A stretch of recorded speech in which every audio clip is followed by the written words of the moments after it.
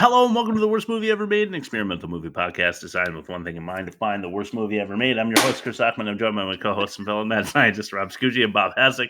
Hey guys, how are you? And why are we doing this?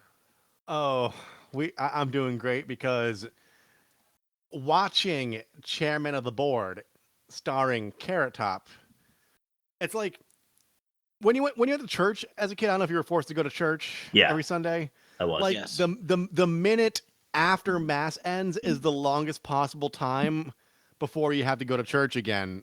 And I'm celebrating because this is the longest possible time between me watching this movie ever again, which is never.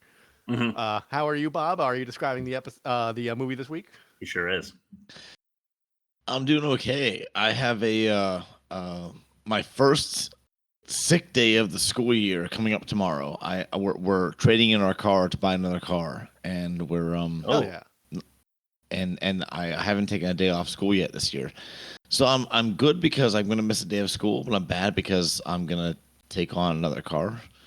Anyway, here's the movie. The movie is called Chairman of the Board, and my alliteration is Carrot Top's cartoonish character creates chaotic, cascading calamity. Ain't that the truth? Now, truly, this film cannot be described succinctly, but I'll try. Okay, so a surfer / inventor / slacker befriends a millionaire CEO / inventor just before said millionaire dies. And the millionaire leaves the company to the slacker, who somehow invents things that make the company wildly successful. Meanwhile, the jealous nephew of the millionaire plots to ruin the company, so the slacker loses his job. I should spoil the ending, because if you watch no one gives a shit, Bob. Because if you watch this, you likely didn't make it to the end. Agreed. And I nearly didn't. The slacker prevails, evil nephew loses, nut shots, various slapstick and barf gags reign supreme. You forgot one thing, Bob. I'm just going to throw it in there just for our audience. Throughout this entire arc of being broke, being successful, being broke again, and redeeming yourself, he never once paid his rent. Not successfully, no. No, not that we are aware of anyway. All right, let's see what the often psychotic YouTube audience thinks of this one. Okay. Welcome to YouTube, where the comment section is full of cancer-infested rats. It's a very dangerous snake. It'll kill anybody it comes in contact with. You're going to notice a theme involving Norm Macdonald on the first three comments. Number one, right? I can't believe I watched this whole movie. Thanks a lot, Norm. Number two, who else is here because of Norm Macdonald?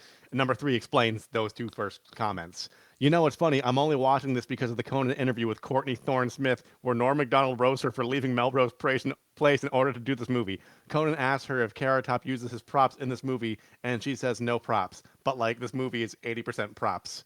The interview in question is when Norm he's just like, is bored spelled B-O-R-E-D? Yes, I remember that now. And then I have a couple more.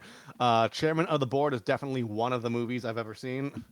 Mm-hmm. Carrot Top should do his whole act in that chicken suit. That was a scream. For the time, this was an entertaining movie. Lots of great character actors. I don't think this person knows what a character actor is, but sure, that's fine.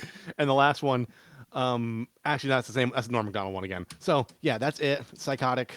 People enjoyed it, but mostly people were there because Norm Macdonald made fun of it, like several years ago. So glad he did.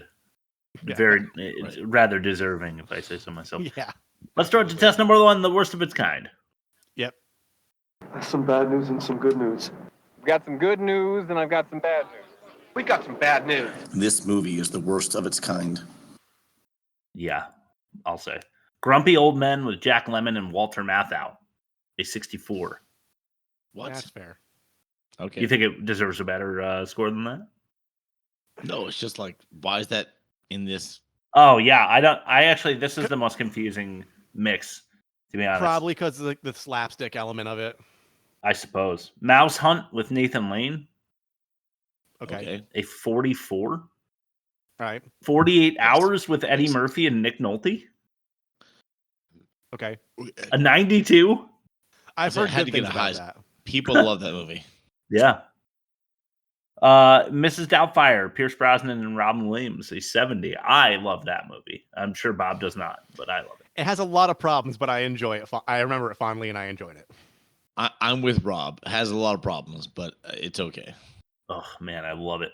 Babe. He wrecked a San Francisco house with a birthday party and wonders why she divorced him. Yeah, I mean that party was a little much. I'll have to agree. Babe with James Cromwell and Hugo Weaving, a 97. No. Yeah, people love that. Yeah, an average of 73.4. What did chairman of the board get? 12. I'm going back to 13. You guys are right on the fucking money. 11. Nicely done, Rob. 11. We lost by Price is Right standards. We both lost though. Yeah, that's true. Both So I lost. guess that's a Chris win. Chris Oh, wins. fuck you. Chris wins. All right, that's a negative 62.4 and worst. First win for Chris. 62.4. Jesus Christ. Yes, huge negative score. Definitely was not selective when choosing the other members of that test. We're gonna skip that and go straight to test number 2. Ain't that a pitch? So tell me the truth, Don, about Ratty. How's this stuff? Great. It's got 4 inches. 4 inches? That's not so hot. Yes, it is. I measured him from the ground up. Well, isn't that a bitch? Oh, right. Who goes Can I first? go first? I'll go Yeah. first. All right. Edison's inventions are seldom clever. With so many pulleys, gizmos, and levers, he inherits a business, but his projects are bullshit. We've done it, guys. We found the worst movie ever made. www.theworstmovieevermade.com, where you can find our podcast feed, our YouTube feed, our social media, our interactive polls, and our trailers. Back to you guys. Thanks for that, Rob. I think I'll go second because I'm not proud of this one, and I think I want to keep Bob out of the number 2 ditch that he gets stuck in a lot. Okay. All right. Ironic it was, and I forgot about the Norm Macdonald things before I wrote this. But ironic it was titled Chairman of the Board because while watching this, I left my chair repeatedly because I was bored. Carrot Top Scientist, please. But even harder to believe was how many times in this movie Carrot Top scored. Yeah. Which was once, right? Or twice? Want to say we don't have a Titscope score for this movie, so I'm not really sure at this point. But I know of a time at least. But I think there were. I'm trying to think of another. Bob, you go ahead and I'll keep thinking. All right, mine is gonna win. Here we go. All right. There once was a slacker inventor named Edison, who somehow frequently is being jettisoned. Wow. Painfully predictable and puerile, dim-witted dialogue defiled. I will need a refill for my antidepressant medicine. Bob 5. That covers all bases. I was also going to use the word jettison, but I walked away from it when I took a different direction. So I'm glad we were on the same wavelength on that. I'm with Nice. Bob on a 5 as well. Cool. Nice. See, I can share. Yeah. No, you I got to can't. win already, so. But thanks for trying. I already got my win. So we're tied so far through the episode. All right. Test number 3, the most offensive. Well, Jimmy John, all I said was Saddles. go deep, and white guys keep them out if you can on 2. Jimmy, the motherfucker's crazy, but he sure can throw. That's it from here in Molokai, Hawaii. Back to you. With the most offensive.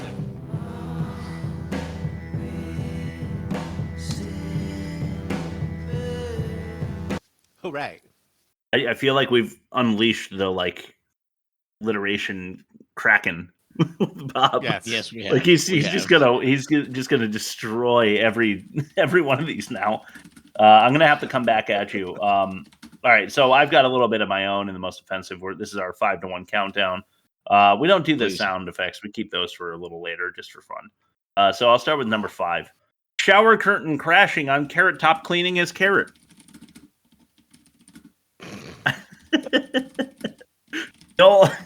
The old lady that is their landlord is giving a tour of the house when Carrot Top is in the shower and decides not only to go into the bathroom, but to pull back the curtain to show Carrot Top, who is fully nude but covered in lather of some kind. Suds. Some kind. Yeah, not cool.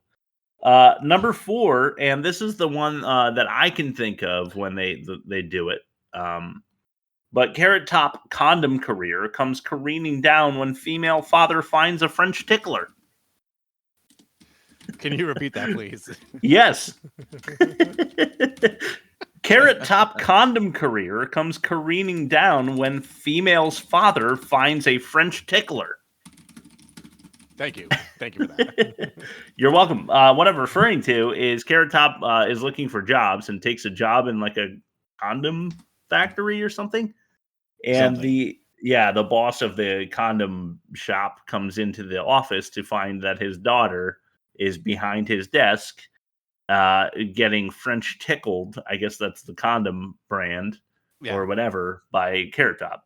So, don't take a guy's daughter behind his desk and do the, naughty, because that's not so cool. Here's number 3, and this reminds me of Wild Hogs. If you guys remember, there was like a lazy eye joke, and it's kind of lame, to like make fun of things that people can't control that way. Like, but smokers' throat jokes. Yeah. Right. Like to have the landlady like speaking through one of those things on her throat. It's just not funny to me. Yeah. I think it was supposed to be an added element of humor, but to me it was offensive. Agreed. Yes. All right, number 2, foolish and frequent flatulence. You guys remember that? You guys remember the fanny pack that's like on the butt? Yes. That will appear on a clip, so you'll get to hear and see that depending on whether you're YouTube or podcast only. And thank you so much for listening or watching. We appreciate it. But check out our YouTube where, Rob? www.theworstmovieevermade.com. Are you drinking boiled peanuts? Yeah. You don't do that? No, it's like a makeshift dirty martini. Oh, nice. Got it. Yeah, I like to drink on podcast nights, but I don't really have anything in the house, so I whip myself up dirty, and I had 1 beer, so I've got those things on my side here. We'll see how I feel in the morning. Number 1, Edison's inability to respect the inanimate. Yeah. And so what I'm thinking about here is the Dead Guy Tie episode where he is in the funeral home and he's trying to find a way to look more presentable. So he finds another dead body that's got a tie on. And he's like trying to rip the tie off. And he's slamming the dead guy into the coffin. Yep. Yeah. But also I wrote ashes to ashes. And by that I mean cigarette ashes into the ashes of the billionaire he's trying to take the company over for. Yeah, it's pretty awful. It's really fucked up and not funny at all. And it just makes you think that the lead character is a douchebag and not at all like you can't get behind him. I hated it. It wasn't funny.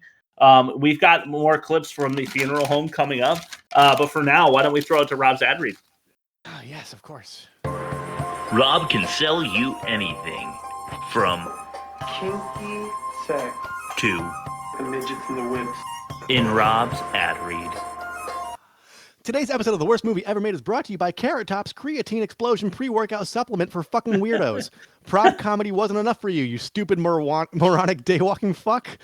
You had to start clanging and banging too? Why, Carrot Top, you Kathy Griffin-looking ass silly weird man? Have you ever had that sleep paralysis dream where the dude with the hat is standing in your doorway because you owe him a blood debt? That's Carrot Top in a fedora and a trench coat, looking swollen, glistening in the moonlight. He wants your help breaking into a vault full of rubies, but he wants you to do it with one of his inventions, an armed vehicle made out of hot dog meat called the Frank Tank. Anyhow, it's basically just Bang energy drink and protein powder. The Frank Tank. A Frank Tank. I fucking love that. Do you find condoms full of ground up hamburger meat in the Frank Tank? The Frank Tank. Yes.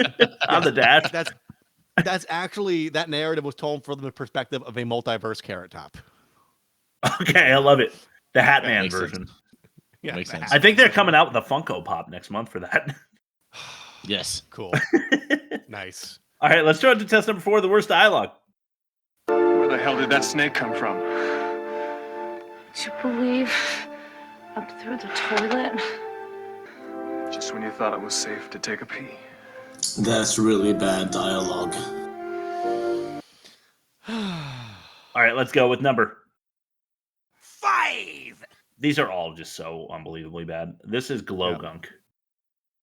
That's what you said about the anatomically correct fanny pack.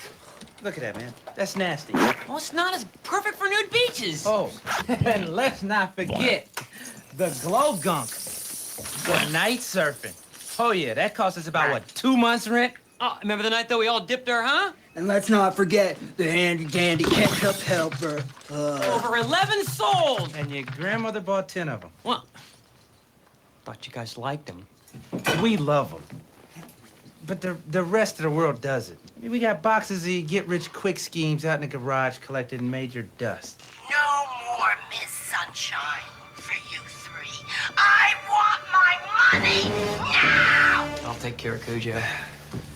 Miss Krivovich, look, we go back a long time, right? We had that warm personal relationship. Can I call you Mom? Yeah.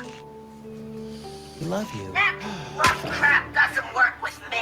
Okay, I'm gonna level with you, all right? We're kind of going through a negative cash flow situation, all right? Kind of a personal recession. But hey, how about this? A lifetime supply of these, my favorite invention. A Slurpee cup with a heater on it. Watch. This way, no brain freeze. Brilliant, huh? If I don't have my money by the end of the month, I'll have your skanky, dingleberry-ridden asses tossed out of here. You got that? Yes, sir. Nice. Yeah, long clip. I couldn't help it. I had to include that. I knew I was going to talk about it. There she is. It's awful. Dialogue there, just terrible. It had the fart joke. It had the glow gunk. It had the ketchup distributor or whatever that thing was, and the guy had a bowl of fries conveniently in his hand for. It just sets the tone for how terrible this movie is going to be. It's early. I think that was 10 minutes into the movie, something like that. Yeah. But it gets just worse and worse. And the next 3 are all conversations about inventions that Bob mentioned before earlier in the episode. So let's go to this one. It's number 4. This is TV dinner. Ta-da! The device that's gonna rock the world! A TV dinner? I hate to break the news, but Swanson beat you to the punch by 40 years. Guys, it's not just a TV dinner. It's a real TV dinner. So dumb. Here, check it out. The hardest part was making a TV that could withstand going from the freezer to being heated.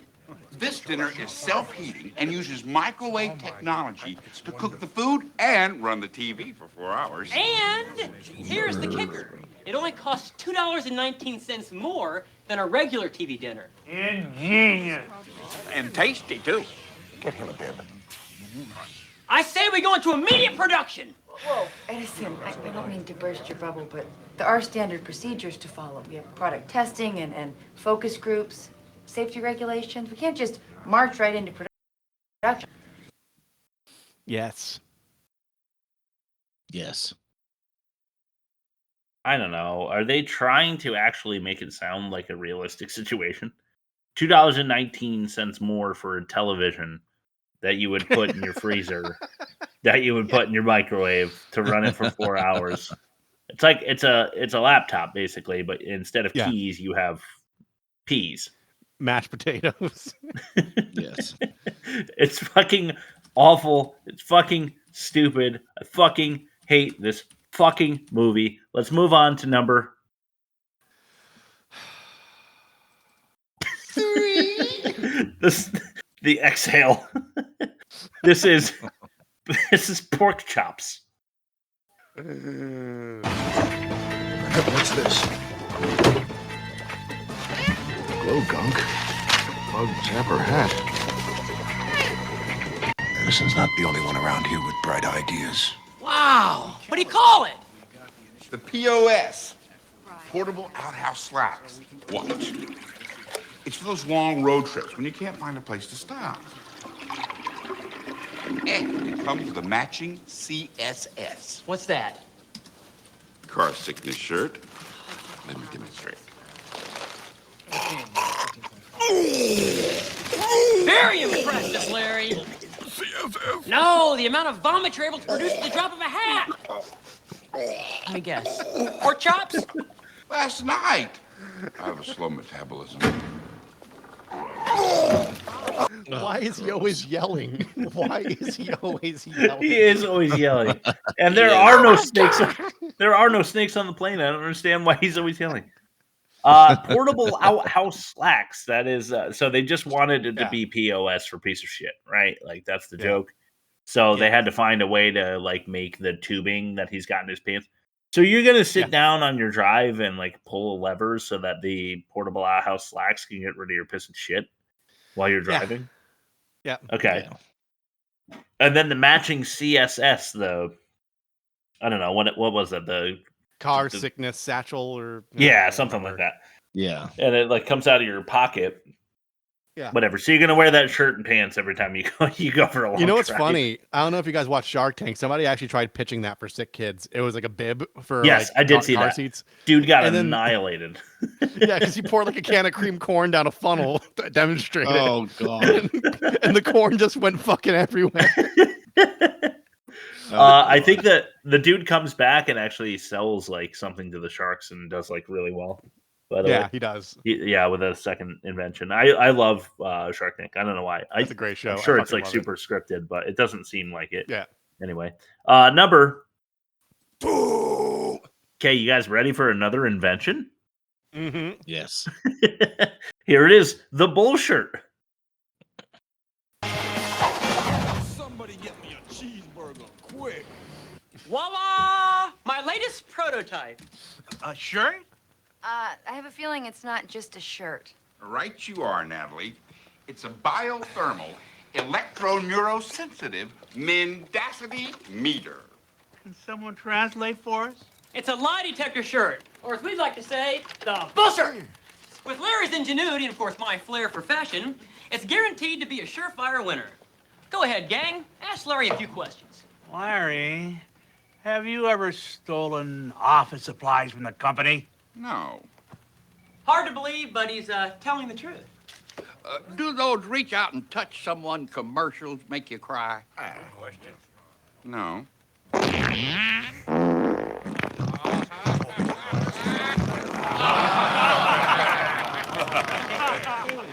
Well, they run some emotional ones during the holidays. Why? Why the farts? Beetlejuice? Is he from Beetlejuice? Okay, that's in my catch-all. Yeah. Yes. Oh, shit. Yes. Sorry. Name a movie. We'll just skip that in the catch-all when I get to it. Name a movie that the worst movie ever made has done that he is also in. Oh God, the one with Aykroyd and Chase, the Nothing But Trouble, maybe? Mm. No, that's a good guess. He would be fitting. Bob, you got one? You got a guess? I know that guy, but I can't think of what it is. Demolition Man. Really? He's the right hand man. He's the right hand man right, to the ultimate. Right. Not Shoot, Simon you're right. Phoenix, but yeah. Yeah. He's Otho in Beetlejuice, I think, but I don't remember. His name is oddly similar in Demolition Man. It's like Otto or something. Yeah. Yes. He just has that very round name. Otto is Beetlejuice. Oh. Yeah, it's Otho, I thought. Otho, yes. Yeah, but I mean, in Demolition Man, it's something similar. It's like ridiculously close because he just has like a round aesthetic, so they gave him like a very round name. Like, yeah. Anyway, let's go to the number 1 most offensive, most worst dialogue thing that we have in this whole fucking movie. This is ridiculous. I hate it. Terrible acting, terrible dialogue, terribly offensive. This is number 1, Daddy.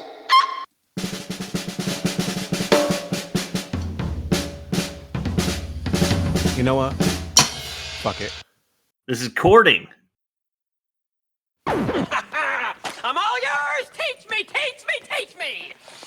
Edison. To master the game, you have to get zen about it. You have to feel the balls, caress them, instead of whacking them.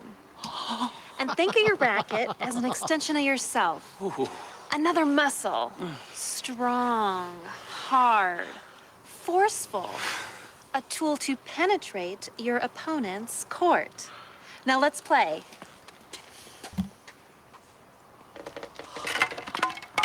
Me likey tennis.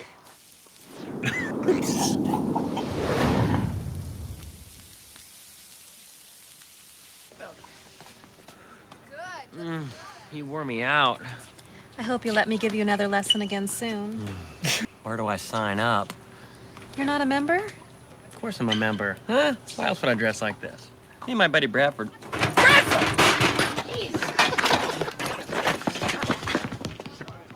Bradford! My face is so fucking red this episode. I'm trying to hold it together. I fucking hate this goddamn movie. Okay, so that's So did he score with the tennis coach? Because he's like all like, "Oh, thank you for teaching me. I can't wait to have another session with you." And she's like, "Oh, No, and the post smoking the cigarette, and the post-coital cigarette. Yes, exactly. yes, yeah, the cigarette, right?" So I got the impression, according to our Titscope math, that's two scores that he made on this. Yes, on this movie. But I feel like there's another situation where he's like banging it out, but I don't know. Yeah. Anyway, I have Carrot Top banging it out, waxing his carrot. Yes. Okay, I have nothing else to say about that. You guys want to add to that, or we want to throw it straight to Bob for the worst production? Let's throw it straight to Bob. I think we have a lot of ground to cover on the catch-all, and to be conscious of runtime, that 3-hour segment is going to go a little long. All right. Well, this is test number 5, the worst production. All right, everybody. That was a great production. Let's Good job, everybody. ship it off to the distributor. Let's get this premiere ready, guys. We did it. In a pig's ass. Oh. You saying a pig's ass? Yeah. The worst production. My tagline for worst production is, "Who is the audience?" Oh my God, I had that in my catch-all. Yeah, we've had this issue before. So movies with this style of comedy are essentially aimed at kids or young teens. Yeah. But and here's my alliteration, the influx of inappropriate innuendo is enough to make you question who this is really for, right? Yeah. I mean, did college kids dig this humor in mid to late 90s? Okay, personal opinion. I went to college in the late 90s. No, this was not funny to me at all. No, terrible, awful, not funny to anyone. That's all I had to say. Funny you should say that. There's a movie that I might pitch on the poll down the road. It's 1979 called The Villain, starring Kirk Douglas, and it was meant to be a live action Looney Tunes meets Blazing Saddles, but because of the star power and like the cameos they had in the movie, it was like clearly that like adults were meant to buy the tickets, but then it's like an hour and a half long like Wile E. Coyote movie, and they're like, "Who's this for?" Wow, So I haven't even heard of that. No, never. I might bring it up in future polls, but we'll talk about the next movies later in the episode. Yes, we have some surprising news when it comes to the next couple weeks here. We do. Don't worry, it's all for the good, and it's not going to affect our release dates or anything. We're not quitting. We're not actually quitting. We're joking about quitting after this movie because it's the worst that we've seen so far. But we champion quitting. We champion on, because though we hated this movie so much, we won't know that there's not worse out there if we don't watch it. Yes. Right. So for you, correct. For you, the listening audience, you're welcome. You're welcome. We're going to keep going. Okay, let's throw it to test number 6, the worst acting. You should get in, Rowdy. The water is great. Are you kidding? I've got better things to do with my body temperature. Like act in a bad movie. Okay, this one's Idea Book. 1. Oh, thanks, Rob. Hey guys, top of the morning. Mister, I can buy everything in the known universe and still have enough left to pay the rent. Oh, and don't say we didn't try to warn you. I know. Look, I'm sorry about bouncing the check and losing the beach house and all right? Well, All right. since we don't have no housework to do, you want to wipe that bird crap off you and go get some breakfast or what? And you guys still aren't tweaked? Yeah, you can make it up to us by figuring out a way to heat that lifeguard shack. And it's so cold in there last night, my nuts feel like snowballs. I think my inventing days are over, guys. They've caused way too many problems already. Hey, that was your idea book. Yeah, I know. What is that dude going for? Is he going for like Matthew? What's his name? It's Matthew Lillard or like Seth Green Matthew with goggles Lillard, from Can't Hardly Wait. Yes, The same. But it's extra raspy and unbelievable. Yeah. It's worse, way worse. We were hanging on those tubes, brother. Fuck you. I hate everything about it. Let's go to number 2. This is Eternal Flame. This is, oh my God. It is my fondest hope that Armand McMillan's memory will be forever kept alive by this eternal flame. Hey! Sorry I'm late. It's okay, eternal flame! I got everything under control, it's okay! Oh my lord! It's too much, I got it! Houston, we got a problem!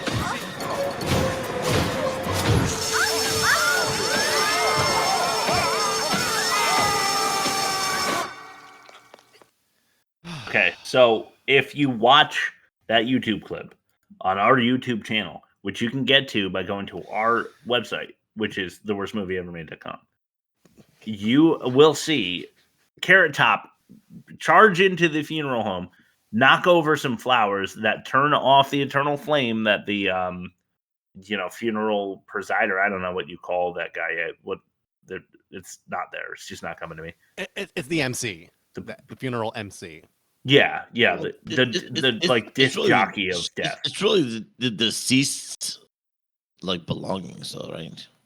Yeah, but right, he knocks over the flowers into the eternal flame, turns the eternal flame off, like turns it back on like on high heat, and then like tries to put it out, and it sets off the sprinkler system. And just Carrot Top pretending like he doesn't know that there's flowers there reminds me of Battlefield Earth when John Travolta doesn't know there's a wall, a crap lousy ceiling. Yeah. He turns around and like puts his hands up before he runs into it. And he's there it is. No. Crap lousy ceiling. He obviously he just makes it obvious to the audience that he knows the flowers are there. It's bad acting. It's terrible. But the whole clip is just awful, not funny. And then you hear a clown whistle in the soundtrack, and that's when you know your movie is bullshit. If you've got a clown like if you've got that kind of thing going on in your soundtrack, your movie sucks. Yeah. Just, I mean, number 3. I feel like I do that a lot. 3. I'm trying to like process how upset I am, and I just have to move on. This is Pet Rock. It's too much. Oh, dude. That's gnarly. You shot through that tube. Reminds me of the time I aced that tsunami off the coast of Guam when I was in kindergarten. Yeah. Perfectly beautiful if you burn all this junk or donate it. What's up? Hey, what's going on? It's the living room. Couldn't you just say?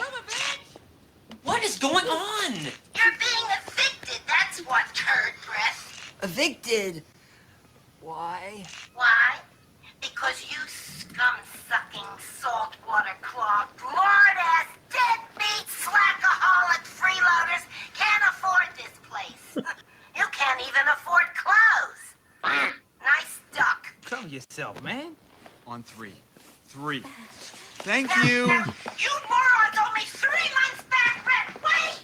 3 months? That's totally impossible. It's been Edison's turn to pay the rent. Yeah.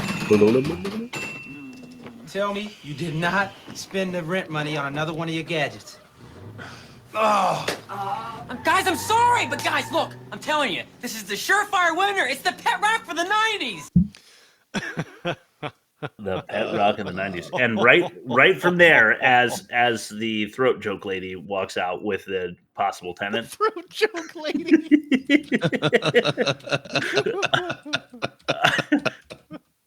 Whoops. I feel like I just turned that on myself.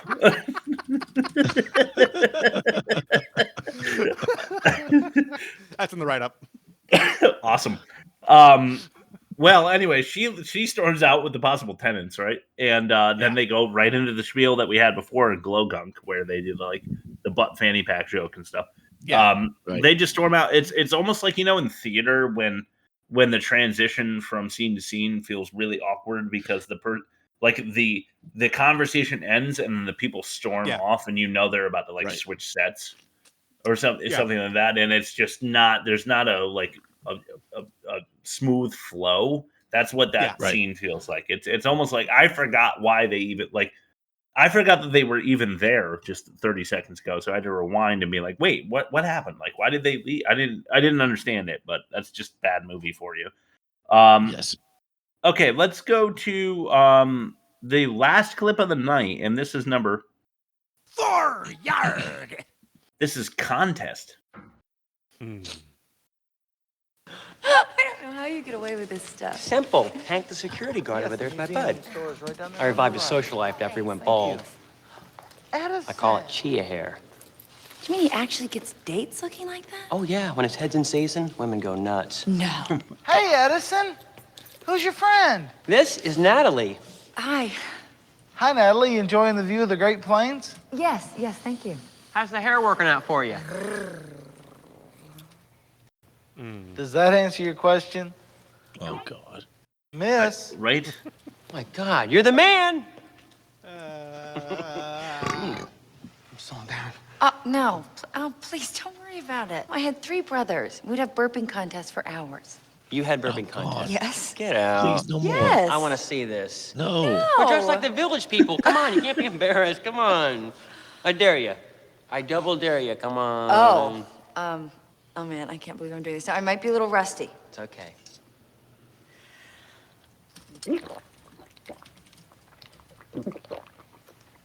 Wow. Want something to drink? Hello, Edison. How are you? Check it out. I got a big one. UVWXYZ. Oh my God! I hope that wasn't a mating call. We're gonna have a stampede. Okay, I'm no longer interested in this female. If I'm Carrot Top. I heard about a situation in high school where this attractive female just let out and okay, so this has nothing to do with the fact that she was female, but this attractive female just let one rip in the middle of class and then just started laughing about it. For me, I'm out. If I was a gay male and my interest just let one rip, just laughing about it, I'm out. It's just not the kind of humor that I enjoy. Oh, thank you for stinking up the room. If you gotta pass some gas, go in the bathroom and fart your brains out. I don't care, but don't Dutch oven me. Basically. Yeah. I'm just not. It's not really funny. Sometimes there is a structural breach in the acceptable thing to say faces. Sorry, it slipped. Yeah. We've all it been happens there. To everybody. We've all been sorry, there. It slipped. I tried. Yeah. I tried my best. Couldn't keep my guard up. Couldn't hold it. Yeah. The front line broke. I tried my best. Yep. All right. There you have it. There's all the clips of this god awful piece of shit movie. Let's throw it to fact or no fact. Yes. Confucius say, man with deadly hands must be very careful while slapping on aftershave.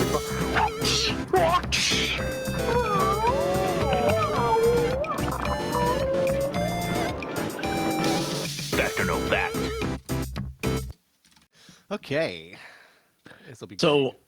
I hadn't looked at the Norm MacDonald interview in quite some time. and I called this one Chairman of the Board, BORED, and then Nice. I rewatched the interview, and I'm like, damn it, I stole McDonald's joke. So anyway, I did the same in my pitch. If it makes you feel better, I I actually thought the title was Chairman of the Board, BORED. So then I saw the okay. Should have been.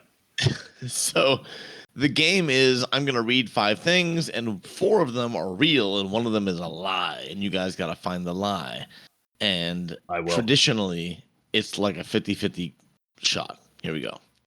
Yeah. First one. Carrot Top was signed to a 3-picture deal with Trimark Pictures, with this film obviously being the first and only of that deal. Okay, second.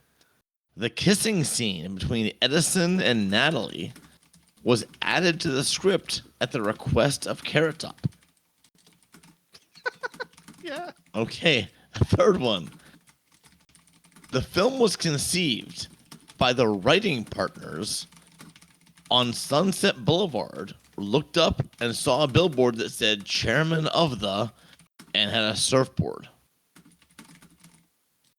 That was the inception of this movie. Fourth one.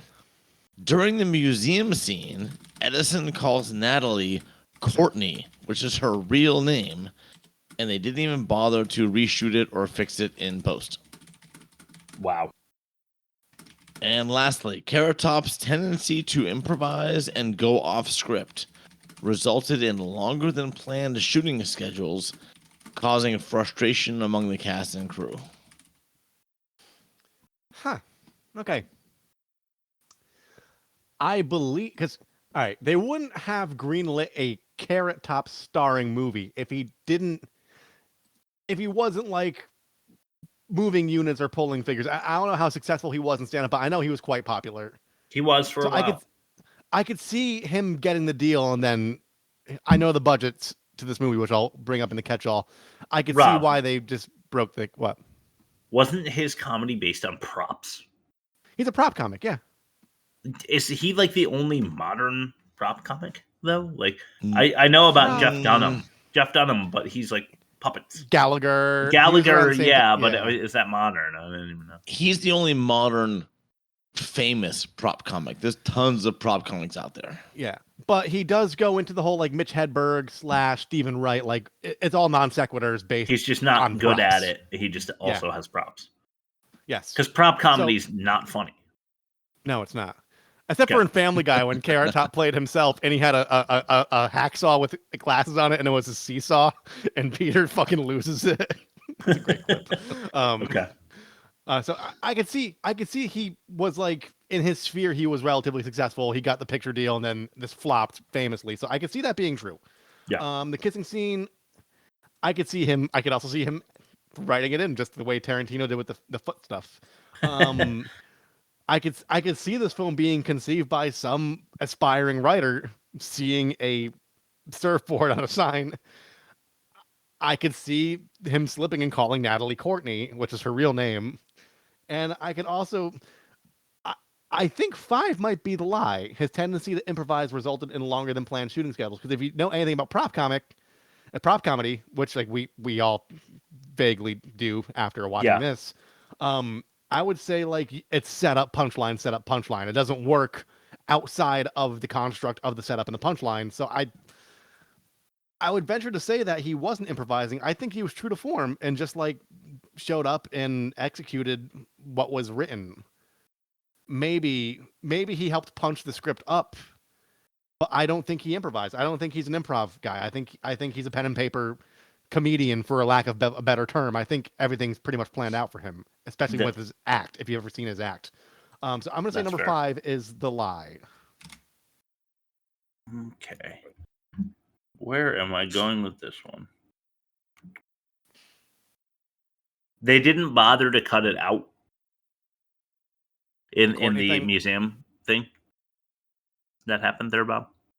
Correct. Okay. According to you. Yes. Okay. Because I don't remember him calling her Courtney. And if he did, I wasn't invested enough in the movie to like notice. Yeah, that's true. I really hated it. like every second of it. So I was trying to pay attention as hard as I could, but I was so out that I might have missed it. Yeah. Did he add the kiss? I can see that. That's funny though. I bet that Bob added that. 3-picture Trimark deal, first and only, I believe. So I'm looking for one lie, right, Bob? Correct. Yeah. Okay. I have no idea whether Carrot Top stars in any other movies around this time. There are so many movies that we don't know about that people are pouring in on emails every week to tell us about. Yes. That we need to see. Let's see. Film writing partners saw Surfboard. I believe that one. And Robbie took number 5, so I won't take that one. So I'm gonna say not.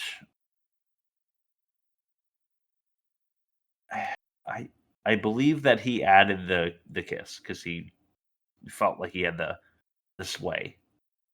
I feel like he could have. I'm gonna go with Carrot Top had a 3-picture deal, and this was his first and only. I bet there's other shitty movies that he did. Okay, so I had to look this one up because I didn't believe it at first. But yes, he does call her Courtney during the museum scene. And her name is Courtney, but her character's name is Natalie. So that was a fact. Right? Wow. Okay. And you were both right. The billboard thing was real. They saw Yeah, the billboard. that one I he's knew the was chairman gonna of be the board, and they're like, "Yeah, we'll do that." The kissing scene was his idea, and Ooh, Rob, Carrot one of us Top- got it. And Carrot Top was signed to a 3-picture deal, but the first one flopped, so they didn't make the other 2. So Rob won. Got it. He was Rob right. got it. I made that one up completely. I am a because student Rob of- saw right through me. I'm a student of comedy. I just know, like, he doesn't have the mental ability to improvise. He goes on stage with a bunch of hangers, one's cut in half, and he goes, "This is for a guy with one arm. This is for a guy that's a hunchback."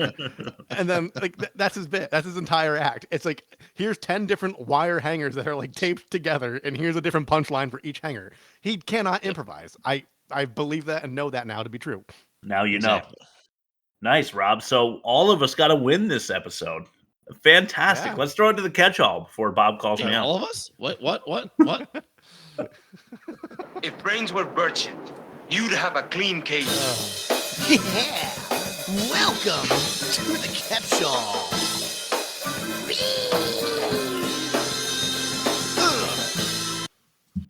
That All right. pig squeal reminds me of Cartman as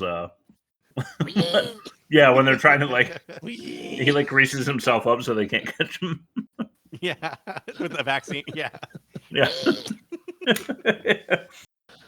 All right, I'll go first. Yeah. Baby womb laboratory setup.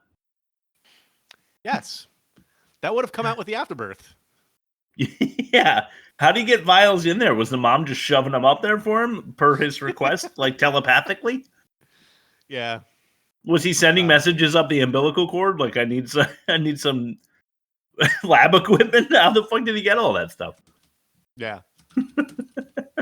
Yeah, I just wrote nobody's laughing at the womb gag. No, it's terrible. Yeah. But I'm gonna go to my next one and say, and this is jumping ahead a bit. When he was looking for jobs, he was driving and he was crossing out things in the newspaper. Yeah. Yeah. He was crossing out rental properties, not jobs. I didn't even give him the right page of the fucking newspaper. Okay. I rewatched it for that purpose only. That's perfect. So, going back to the throat joke lady. You guys have seen Christmas Vacation, right? National Lampoon's Of Christmas course. Vacation. 100 So- times. Chevy Chase has a epic rant where he calls his boss a cheap, lying, no good, rotten, whore-flushing, low-life, snake-licking, dirt-eating, inbred, overstuffed, ignorant, blood-sucking, dog-kissing, brainless, dickless, hopeless, heartless, fat-ass, bug-eyed, stiff-legged, spotty-lipped, worm-headed sack of money shit. And the reason that joke was so funny is because it came out of the blue and they did it once. Mm-hmm. And then This he is says, so weird for me. And then he says, "Hallelujah, holy shit, where's the Tylenol?" And it's great because like that's rage that had been building up until the third act of the movie, and he finally explodes, and he has that meltdown with the eggnog, and like they stole that mechanism from. I am 100% certain without looking it up. I know they took it from that, and like they overutilized it to the point of A, it wasn't funny in the first place, and B, it just stopped. It became less funny with each pass. Oh, right. No, couldn't agree more. Rob, it's so weird that you said that. It is so fucking weird that you said that. You will see why. Are we in the third act of our podcast, would you say? Am I completely fed up? Am I drinking to get over what ails me when it comes to this movie? You'll see later in the catch-all. Hang around for a possible Christmas Vacation style joke because I might be making one very soon because of the exact thing you just described. Only I won't do it repeatedly and overuse it. And it's not going to happen. I'm just kidding. Go ahead. Actually, it's on me again, isn't it? Yes. Okay. They did we saw this also in Nothing But Trouble, but they did the hit the wall so hard joke that the baby like cut a hole in the wall, the size and shape of the baby. The Looney Tunes shit, Oh my god, I fucking hate that joke. I don't know who laughs at that. Like someone who's 90 while watching that movie might have laughed. Yeah. Or 3. Yeah. Or 3, yeah. 90 or 3. Okay, jumping ahead once again. The funeral video, like the Last Will and Testament video, was apparently recorded like really recently because he just met him surfing. Yeah, you're right. It would have guess had he to was have been the dying. day. Yeah, oh man, how did I not even think of that? And then they add the graphics of him like flying off on the bed. Like, oh, that was crazy. Yeah, insane, totally insane.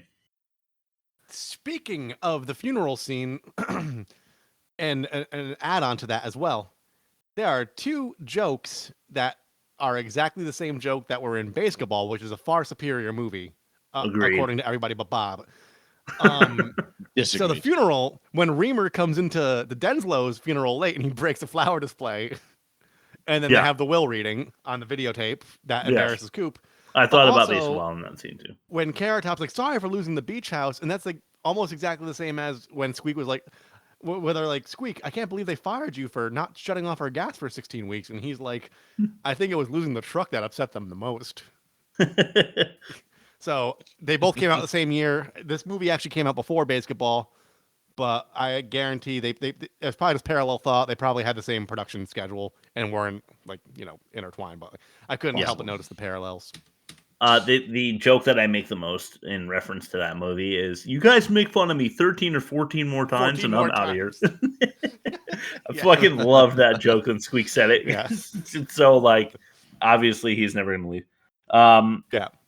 All right, it's on me again. I'm going to say the guy from Nothing But Trouble, Bob, that you referenced as someone who does appear in 90s movies a lot, was the like gadgets. Carrot Top is trying to sell his gadgets to a company in the beginning, and the boss of that company is like a ponytailed guy who plays like a Brazilian billionaire, in Nothing He But was in Trouble. Biodome too. Yeah. That was Taylor Negron, right? I don't know his name.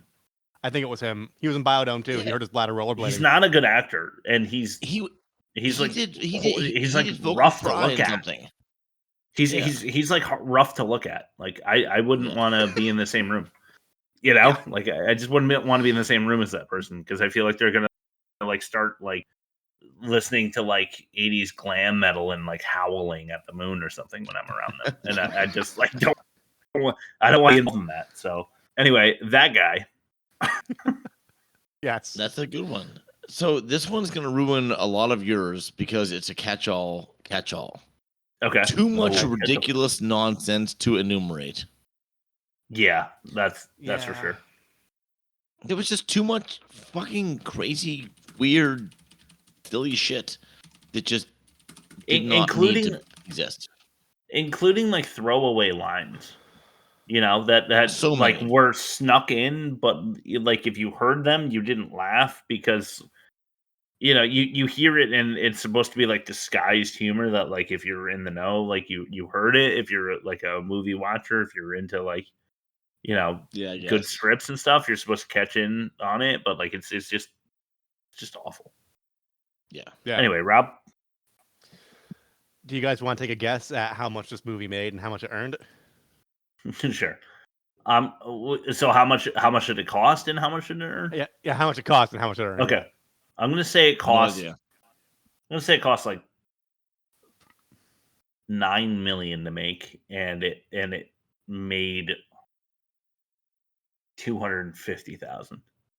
You're within the right orders of magnitude. You're actually not Okay. far off. Bob, Okay. Any thoughts? Honestly, Bob? I was gonna say around 10 million to make, and about Yeah. 1 million earned. So it cost $7 million to produce. That's the reported budget, and it earned $306,715. Oh my Man. god, that's so bad. That was pretty nice guess, Chris. That's another Chris win. That's another Chris win. Yes, that's a Chris another win. mini game. Yeah, Chris win. That's the only Chris win. Just so you know. That's the second Yes. Chris win. No, So Rob, was no, that your catch-all, no. or Rob, was that your Yeah, catch-all, or that the second Chris that was win, for by this. the way? Yeah, for this round robin. That was my. Okay. Releasing killer bees in a meeting seems like a bad idea. Yeah.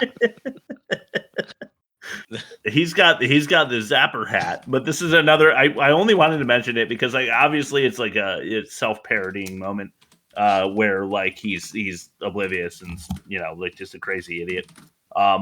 Yeah. But it makes him an asshole again, and you're supposed to like this guy. So it's another situation where you're actually not going to root for the main character, even though they want you to, because he released killer bees on the marketing exec at gadgets.com or whatever. Yeah. So I thought I'd mention that. Yep. Yes. Yeah. Even though that fit in my too much ridiculous nonsense to enumerate, It did. I will add that one unfounded and non-researched claim of nuclear exposure would not ruin a company even in the 90s. Agreed. True.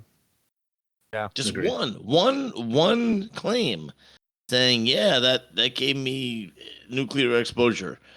And it was like You'd have to have unfounded and unresearched. And he's like, yeah, that's completely. You'd have to have multiple cases. Because that person could be like, exposed to something that isn't Yeah. the microwave dinner.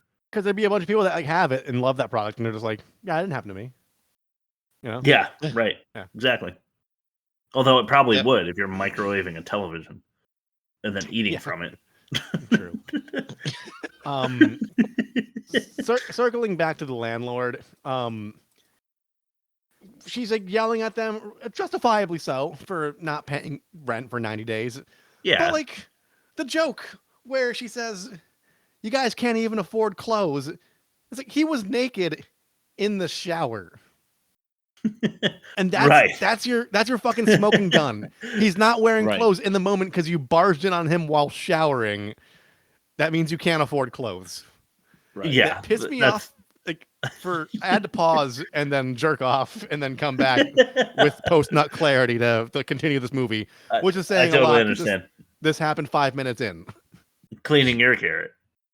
Yes. So when Carrot Top, I keep calling him that, but his name is Edison. When Edison meets Armin, the billionaire or millionaire or whatever, he says to him when he discovers the car trouble, he's like, "Can I drive you to a phone?"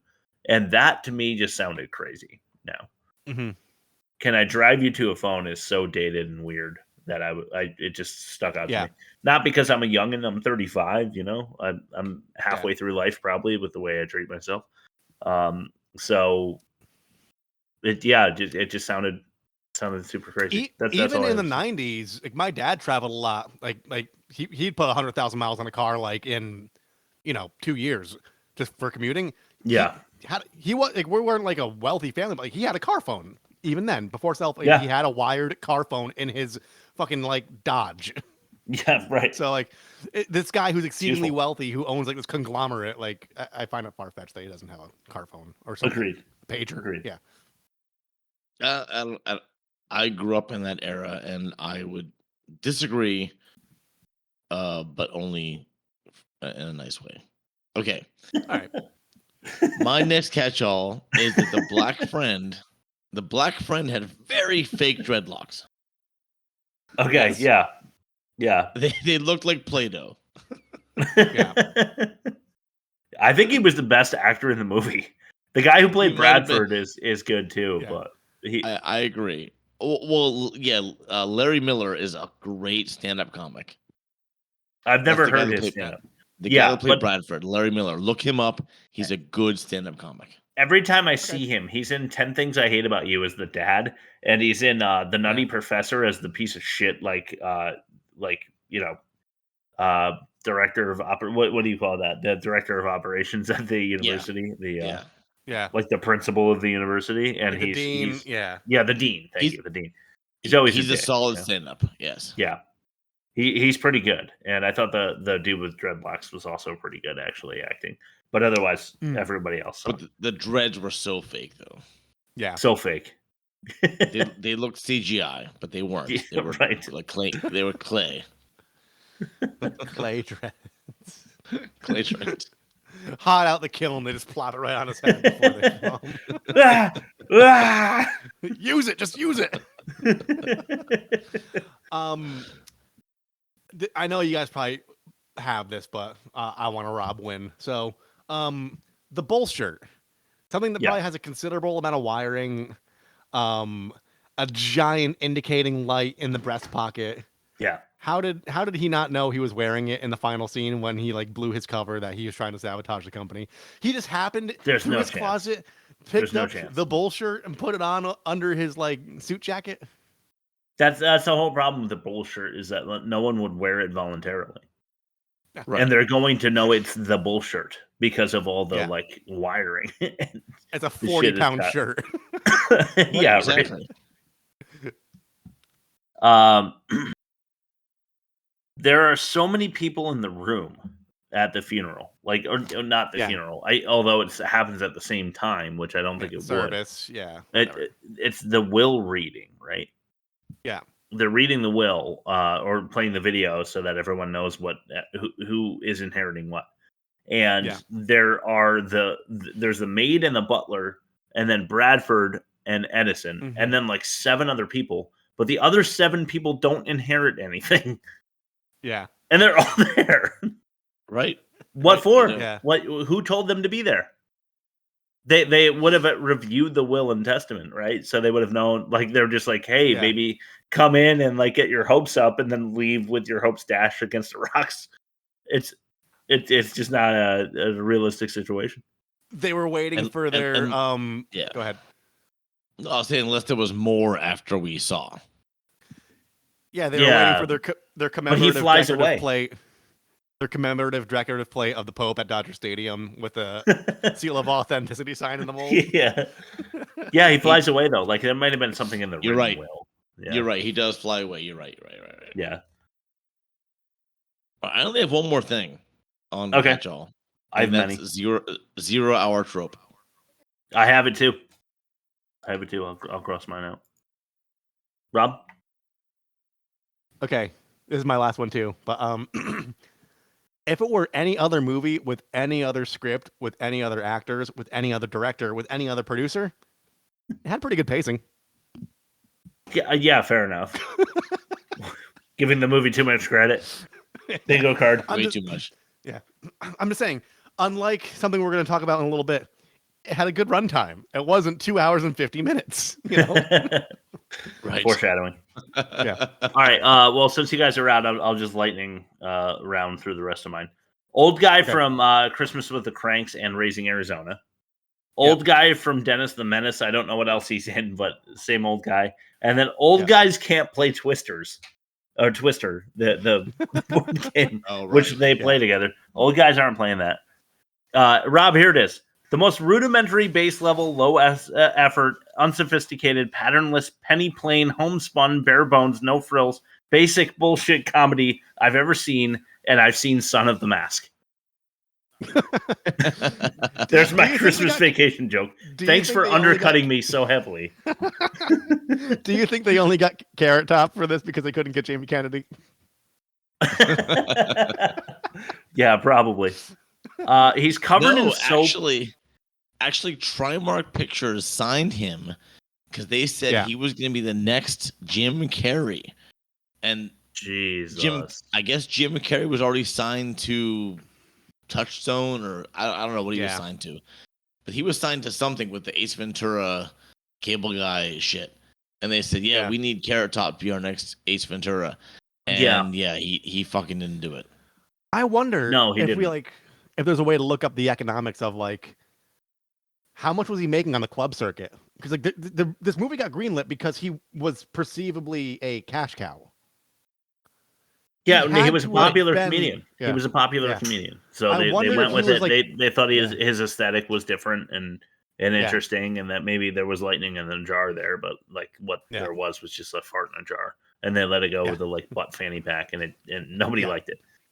Yeah. Well, Larry Miller, the guy that played the Bradford, he actually had to give Carrot Top advice on how to be funny and subtle on sets because Carrot Top only knew how to be over the top. And he gets all the instructions, and it's just like a 5-hour montage, and it shoots over his shoulder to the notepad, and he's like, "Yell louder." It's the only thing he writes. That's what he retained. Covered in soap, covered in goop, covered in sticky notes. Covered in is not funny. Yeah, covered is not funny. Yeah. Miss Krusty Bitch, was that the landlord's name? Miss Krusty Bitch. One of the roommates called her that. Yes. Yeah, but I thought that it was actually anyway. Bradford's plan is to bring, and Bob, you said this already, but Bradford's plan is to bring down the company's value all the way down and then sell it. That's the evil plan. Like dilute the value of the company so much so that Carrot Top loses his job and then sell it to someone. Raquel Welch, by the way, who's still looking good at like 55 years old or whatever. In this honestly, movie. Yeah. Luau Wednesdays. Yeah. How did that increase the stock price? Because he comes up with that idea, and then the stock price goes up like crazy. I think that what they were trying to show was if you increase morale, then people are more productive. Yes, definitely. Yeah. Yes. Chia hair, outrageous. Yes. The TV dinner would be toxic, and no one would want it anyway. Yeah, you would think. Why does his check bounce? And why can't his friends pay rent? I don't care about anyone or anything in this movie. Yeah. It's obviously glow gunk that the guy is wearing. Yes. I wrote 0 hour trope. He gets the girl in the end. He gets to the girl in the end. He's rapid firing these. I'm so mad. He gets. You don't know how mad I am. He gets the girl in the end. Fart. Old lady CPR joke. Fart. Emergency breakdown skateboard. Or surfboard. Fart. Yes. Okay, that's it. That's all I got. Rab's Magic Marvel Corner. One more thing. It's Miss Krubovich, but they call her Krusty Bitch. But she was played by Estelle Harris, who played George Costanza's mother in Seinfeld. Which is I knew she was one of those. Yeah. I had to look it up now that we're out of fact or no fact territory. I had to look it up. All right, so Marvel Magic Corner, with a butt. Yeah. This is Rob's Magic Marvel Movie Corner. Okay. This is Black Panther Wakanda Forever, which I didn't watch because it's 2 hours and 50 minutes. I will field questions. But first, because I didn't watch it, like I wanted to, I had a crazy week, kids sick and all that stuff. I didn't have 3 hours to fucking blow on a movie. So I went to Rotten Tomatoes. I got the 5 highest ranked reviews. I got the 5 lowest ranked reviews. So 5 certified fresh, 5 certified rotten. I plugged it into ChatGPT. I said, use these reviews and make an objective review as if you watch the movie and you're telling somebody about it, but make it really sexy. So I'm going to read this to you guys right now. Black Panther 2, Wakanda Forever is a cinematic rendezvous that sets the screen ablaze with its tantalizing blend of heartwarming tributes and Marvel's feverish madness. Picture it as a passionate tango where every step is an alluring dance of epic battles intertwined with intricate threads of Marvel lore. Critics may suggest it can't quite reach the dizzying heights of its predecessor, but the sequel offers a different, more intoxicating kind of allure. Ooh. As you surrender to the film's embrace, you'll find yourself enveloped with an electric atmosphere akin to the sparks flying in the heart of Wakanda. The storyline unfolds like a clandestine affair, with each twist and turn serving as a secret rendezvous beckoning you to explore its hidden depths. While some may argue it doesn't match the original's intensity, this captivating sequel delves deep into the profound themes, much like lovers exploring the depths of their desires. It's a whisper in the dark, an intimate connection, as it lays bare the emotions, struggles, and triumphs of its characters. These moments of raw vulnerability are akin to the soft caress of satin sheets, inviting you to get lost in their warmth.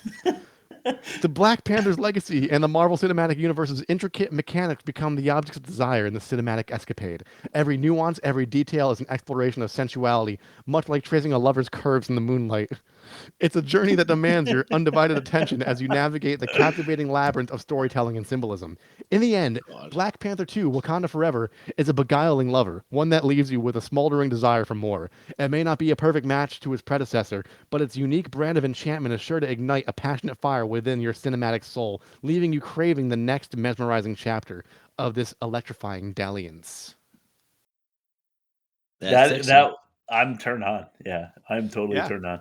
My dick is made of vibranium of granite. Right Yeah. So I mean, I could take questions, but I'm so close to the end. I want to see it through. I had a really bad week, like logistically speaking. I couldn't watch it. I don't have 3 fucking hours. I might circle back for Guardians of the Galaxy and whatever the fuck. But I think this bit has ran its course. My patience has dwindled to the point where like a jilted lover waiting for like their hubby to come home from work and like the candle burns all the way down. Like, well, it was dinner. Like that's where I'm at mentally when it comes to. I feel like when we come back, like if we do this segment again, we'll come back and Rob's gonna have a bedraggled beard. But yeah, I mean, I will take questions, Marvel related or otherwise. Yeah, done. But all right. Well, honestly, go ahead, Bob. I think I'm done with this bit. I think I'll start with reconsider, but I think I'm done. I got my first question from the source, from Chad Smith. Okay. He said, "Did you know where the name Namor came from?" It sounds like no more Marvel movies. It sounds like a pun on like Sodom and Gomorrah. Like Sodom named after sodomy and Gomorrah is like an even weirder move. You're close. So Namor, they made it sound like it was the opposite of love, Namor, but it was actually Namor, which was the backwards of the word Roman.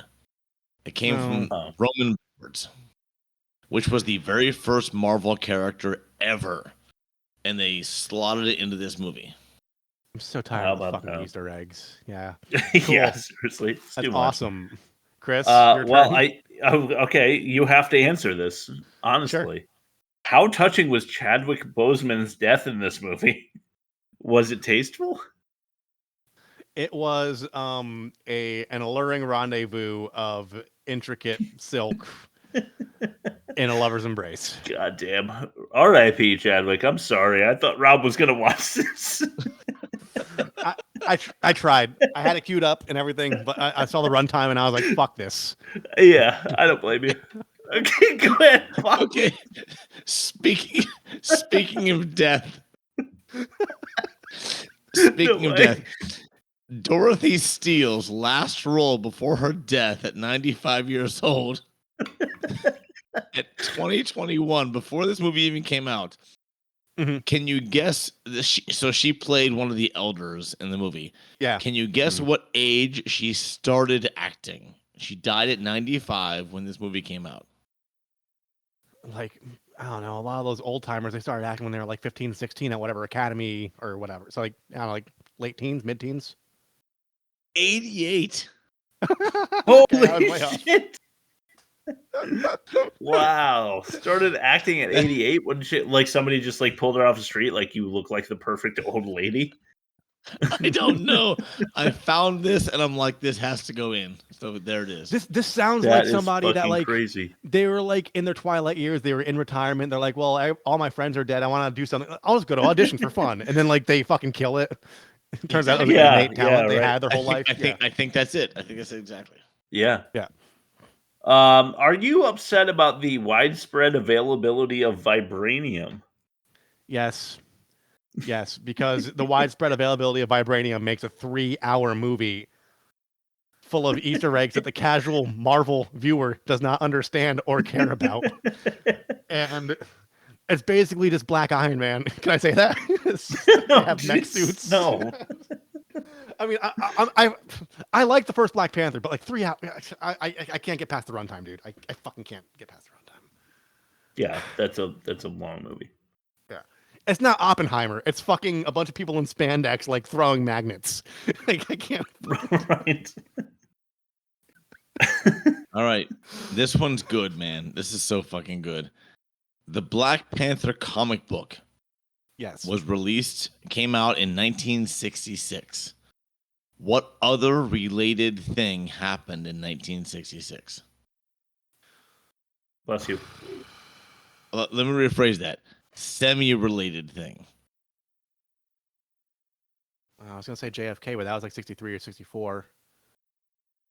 I mean, like civil rights that happened around that time. Vietnam. The Black Panther political party was founded. Oh wow! The same fucking year, 1966. So it's kind of like no shit. So like the metal band ISIS had to like change all their stationery after the terrorist group like became like that happened to the band ISIS. Like they're just like a doom band, and like they had to stop calling themselves that, or like they're like shit. We had that name first, and now they have it, and we can't. Yeah. Yeah, they win. I think. Yeah. I have to piss now. You guys have put me over the edge. I'll be right back. Okay, fair enough. Rob, here's a hard hitting question. Yeah. And I'm sorry that you're gonna have to answer this one, but yeah. My number 3 is, if yes and no are opposites, how can something be quite yes?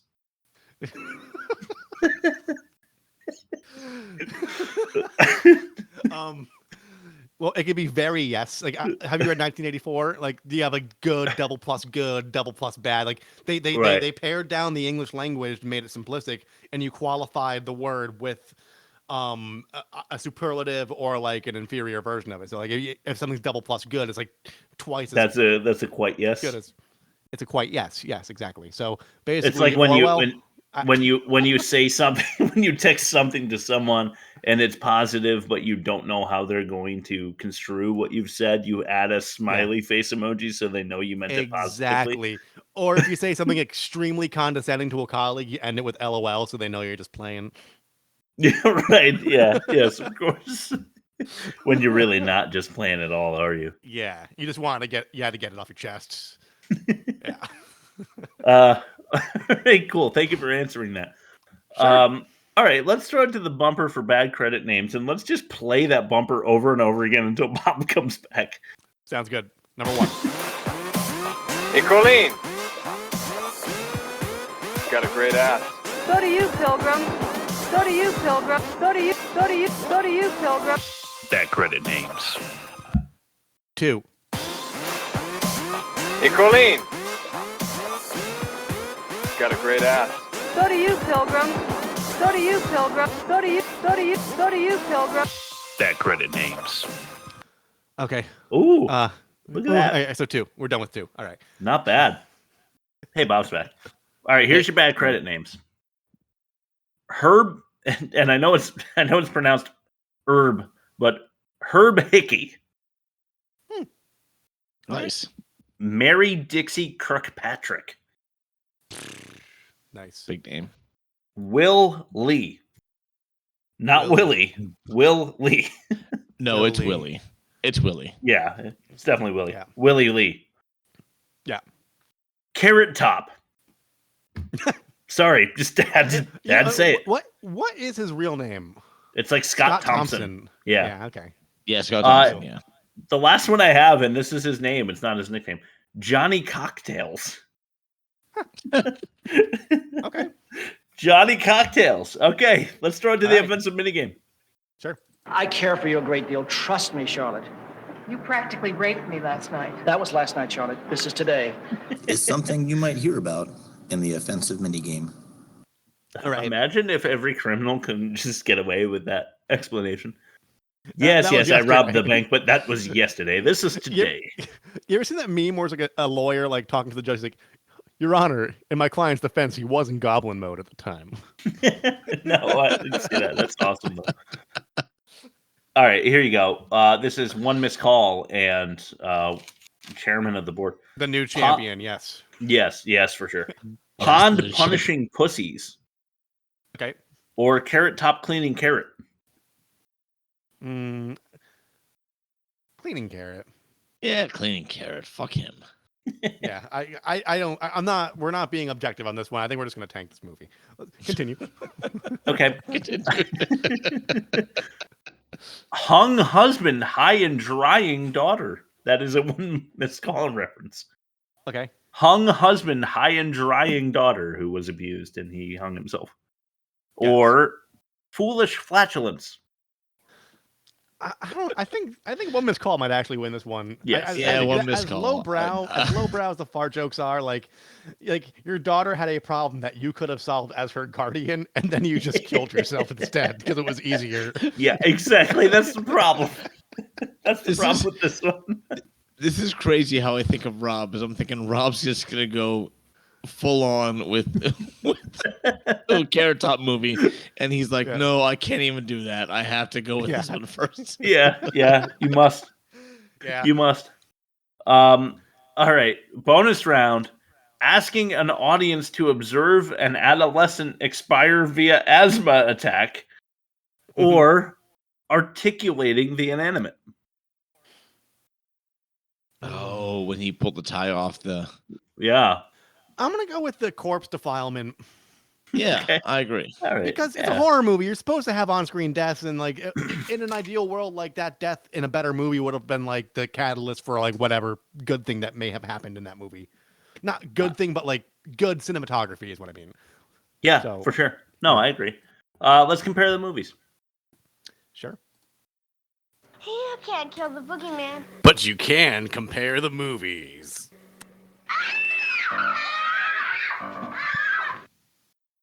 Okay. One missed call and chairman of the board. Negative 59.6, which we thought was basically unbeatable from one missed call, but we have a negative 62.4 and worse from chairman of the board. Good luck beating that. Pitch, a team, 5-star for one missed call. Well, let's call it a wash. Bob hit a 5. 5-star either way.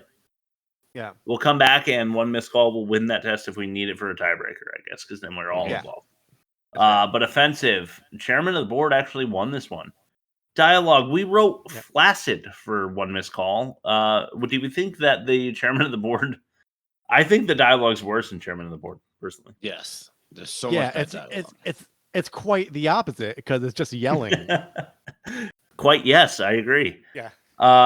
Missing first act or clunky exposition for one missed call, or who's the audience for chairman of the board? Chairman of the board, because at least one missed call is like it's for a horror audience. It's like a teen horror movie. It just was not executed well. Whereas chairman of the board, like we all simultaneously asked ourselves at one point, like, who is this for? Yeah, who is this for? Right, exactly. I agree. Acting, I'm gonna go chairman of the board again. Mm-hmm. Oh yeah, too many bad actors. Yeah. Demerits. Chad can tell how bad this is for one missed call. If you guys want to, we have to throw in one for chairman of the board because it's going to win. So Carrot top. Done. I mean, there could be other demerits, but that's mine. No, that's great. Carrot top. Okay. Bob Freeze. Yeah. All right. So we're going to discount Bob's opinion on this particular demerits section. And I'm going to agree that Carrot Top is the demerit, and we're going to give it to chairman of the board. So a 6-0 sweeping victory for chairman of the board, and the worst of the season so far through, I don't know, is this like episode 9 of the new season? Episode 6 of season 51? 49 or something, yeah. Yeah. But across, if we didn't break this show up into seasons, this might actually be the worst movie we watched to date. Seriously, it's way up there with like Gigli and Gotti and Cat in the Hat and Cats. I would watch Battlefield Earth again, like in a heartbeat. I would too. No problem. So worst of the season so far, chairman of the board. Next week we are doing Escape from LA. from LA with the one and only Kurt Russell. Yes, we are. This is after Escape from New York, which was phenomenal. At least in my estimation. Escape from LA is quite a plunge from that. We're going to have to hope that Bob rejoins us for his last word. If not, I'll fill in the gap. Rob, why don't you plug us? Thank you so much for listening. I love you guys. We really appreciate. We've been getting emails, so we're excited about that. Thank you so much for emailing us. Make fun of us more. We should read the email on live on. I'll read it right now. Show, Let's do it. If you go to www.theworstmovieevermade.com, you can find all of our streaming, all of our social media, all of our our video content, our audio content, etc. You can also email us like our friend Nobi, who said, let's see, you guys love these. And the subject line was Kurt Russell, and then he just named a bunch of movies: The Computer Wore Tennis Shoes, The Strongest Man in the World, the World's Greatest Athlete, Tango and Cash, Escape from LA, Super Dad, Death Race 2000, You All Suck. Thanks. So you can also get a piece of the pie. And just and guess what? Evermade.com. Guess what? You suck. We don't suck. You suck. But thank you so much for making fun of us. We appreciate that. You don't suck. We appreciate the email. You're the man. We're actually going to do Escape from LA, but you suck. All right, Rob, why don't you take it away with where to find it if you didn't already, and then we'll throw it to Bob for his last word if he's available. Yeah. So Bob is there's a train going by and it knocked his internet out. He just told us. Oh shit. So all right. Well, why don't I just give the last word then? Sure. I like dongs. There it is. Hit it with the theme music. All right, everybody. That was a great production. That's the wrong button. See, I hoisted No, my own guitar. That also was ridiculous.